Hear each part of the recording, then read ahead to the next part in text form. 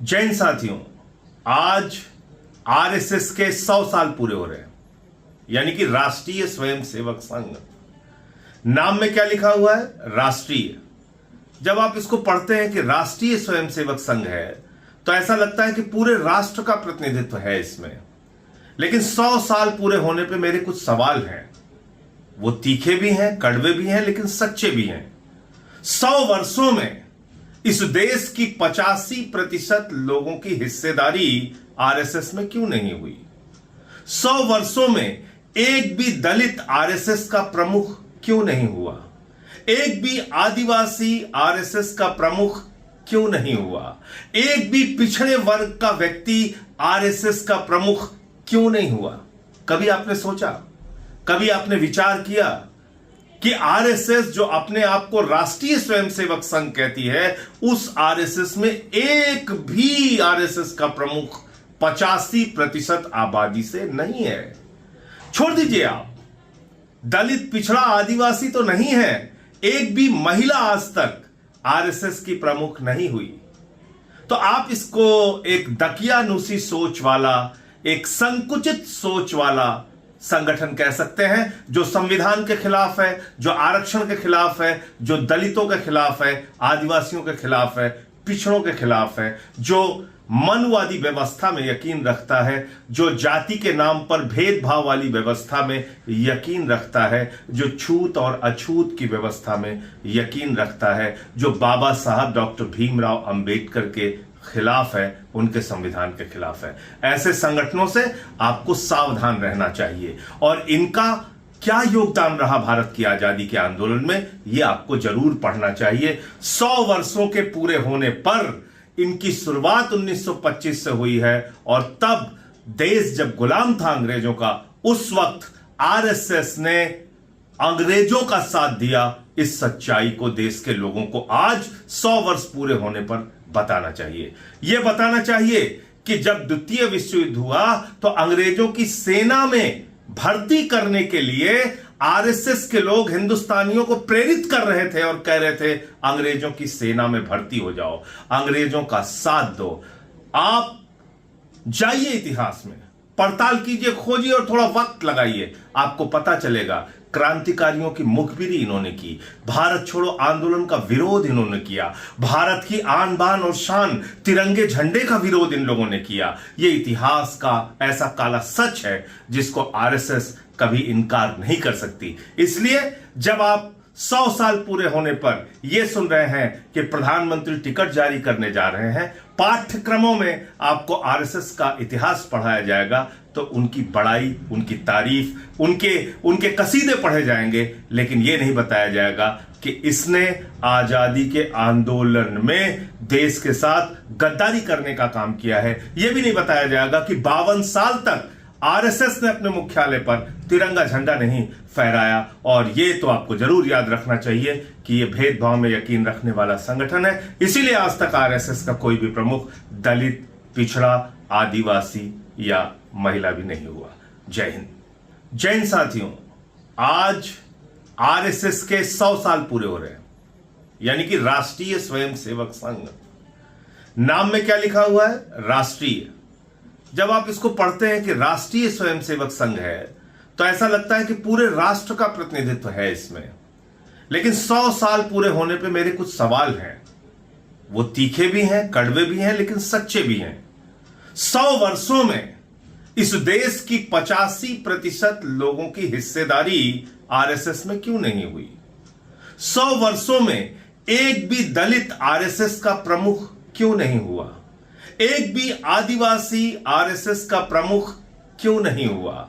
एक भी पिछड़े वर्ग का व्यक्ति आरएसएस का प्रमुख क्यों नहीं हुआ? कभी आपने सोचा, कभी आपने विचार किया कि आरएसएस जो अपने आप को राष्ट्रीय स्वयंसेवक संघ कहती है, उस आरएसएस में एक भी आरएसएस का प्रमुख 85% आबादी से नहीं है? छोड़ दीजिए, आप दलित, पिछड़ा, आदिवासी तो नहीं है, एक भी महिला आज तक आरएसएस की प्रमुख नहीं हुई। तो आप इसको एक दकियानूसी सोच वाला, एक संकुचित सोच वाला संगठन कह सकते हैं जो संविधान के खिलाफ है, जो आरक्षण के खिलाफ है, जो दलितों के खिलाफ है, आदिवासियों के खिलाफ है, पिछड़ों के खिलाफ है, जो मनवादी व्यवस्था में यकीन रखता है, जो जाति के नाम पर भेदभाव वाली व्यवस्था में यकीन रखता है, जो छूत और अछूत की व्यवस्था में यकीन रखता है, जो बाबा साहब डॉक्टर भीमराव अंबेडकर के खिलाफ है, उनके संविधान के खिलाफ है। ऐसे संगठनों से आपको सावधान रहना चाहिए और इनका क्या योगदान रहा भारत की आजादी के आंदोलन में, यह आपको जरूर पढ़ना चाहिए। 100 वर्षों के पूरे होने पर इनकी शुरुआत 1925 से हुई है और तब देश जब गुलाम था अंग्रेजों का, उस वक्त आरएसएस ने अंग्रेजों का साथ दिया। इस सच्चाई को देश के लोगों को आज 100 वर्ष पूरे होने पर बताना चाहिए।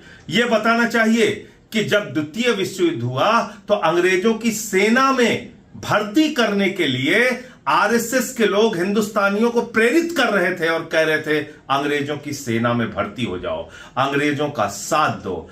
आप जाइए इतिहास में, पड़ताल कीजिए, खोजिए और थोड़ा वक्त लगाइए, आपको पता चलेगा क्रांतिकारियों की मुखबिरी इन्होंने की, भारत छोड़ो आंदोलन का विरोध इन्होंने किया, भारत की आन बान और शान तिरंगे झंडे का विरोध इन लोगों ने किया। यह इतिहास का ऐसा काला सच है जिसको आरएसएस कभी इनकार नहीं कर सकती। इसलिए जब आप 100 साल पूरे होने पर यह सुन रहे हैं कि प्रधानमंत्री टिकट जारी करने जा रहे हैं, पाठ्यक्रमों में आपको आरएसएस का इतिहास पढ़ाया जाएगा, तो उनकी बड़ाई, उनकी तारीफ, उनके कसीदे पढ़े जाएंगे, लेकिन यह नहीं बताया जाएगा कि इसने आजादी के आंदोलन में देश के साथ गद्दारी करने का काम किया है। यह भी नहीं बताया जाएगा कि 52 साल तक आरएसएस ने अपने मुख्यालय पर तिरंगा झंडा नहीं फहराया। और यह तो आपको जरूर याद रखना चाहिए कि यह भेदभाव में यकीन रखने वाला संगठन है। इसीलिए आज तक आरएसएस का कोई भी प्रमुख दलित, पिछड़ा, आदिवासी या महिला भी नहीं हुआ। जय हिंद। जय हिंद साथियों, आज आरएसएस के 100 साल पूरे हो रहे हैं, यानी कि राष्ट्रीय स्वयंसेवक संघ। नाम में क्या लिखा हुआ है? राष्ट्रीय। जब आप इसको पढ़ते हैं कि राष्ट्रीय स्वयंसेवक संघ है तो ऐसा लगता है कि पूरे राष्ट्र का प्रतिनिधित्व है इसमें।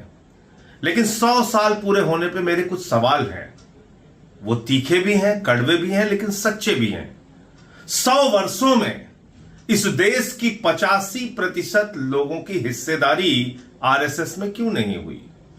100 वर्षों में एक भी दलित आरएसएस का प्रमुख क्यों नहीं हुआ? एक भी आदिवासी आरएसएस का प्रमुख क्यों नहीं हुआ? एक भी पिछड़े वर्ग का व्यक्ति आरएसएस का प्रमुख क्यों नहीं हुआ? कभी आपने सोचा, कभी आपने विचार किया कि आरएसएस जो अपने आप को राष्ट्रीय स्वयंसेवक संघ कहती है, उस आरएसएस में एक भी आरएसएस का प्रमुख 85% आबादी से नहीं है। छोड़ दीजिए आप, दलित, पिछड़ा, आदिवासी तो नहीं है, एक भी महिला आज तक आरएसएस की प्रमुख नहीं हुई।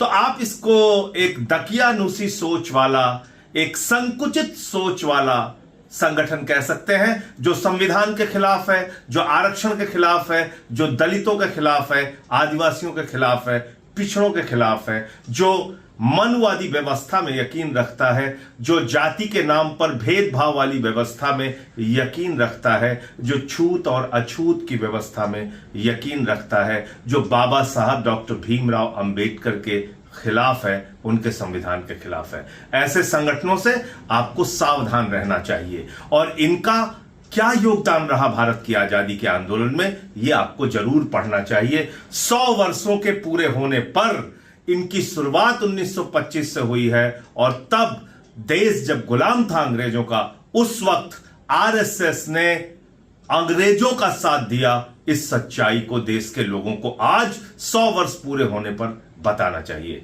यह बताना चाहिए कि जब द्वितीय विश्व युद्ध हुआ तो अंग्रेजों की सेना में भर्ती करने के लिए आरएसएस के लोग हिंदुस्तानियों को प्रेरित कर रहे थे और कह रहे थे अंग्रेजों की सेना में भर्ती हो जाओ, अंग्रेजों का साथ दो।